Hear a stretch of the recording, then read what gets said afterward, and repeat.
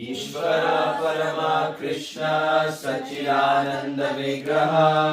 अनादिरादिर्गोविन्द सर्वकारण कारणम् चिन्तामणि प्रकर सन्मशु कल्पवृक्ष लक्षावृतेषु सुरभिरभिपालयन्तम् लक्ष्मी सहस्र शतसंभ्रम सेव्यमानम् गोविन्दमादिपुरुषं तमहं भजामि वेणुं क्वनन्तमरविन्ददलायताक्षं बाधावतं समसितं बुधसुन्दरङ्गम् कन्दर्पकोटिकमनीयविशेषशोभम्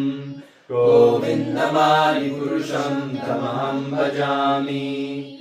आलोलचन्द्रकलसद्वनमाल्यवंशी रत्नाङ्गदं प्रणयकेलिकलाविलासम्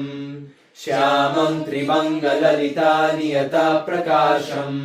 गोविन्दमादिपुरुषं तमहं भजामि।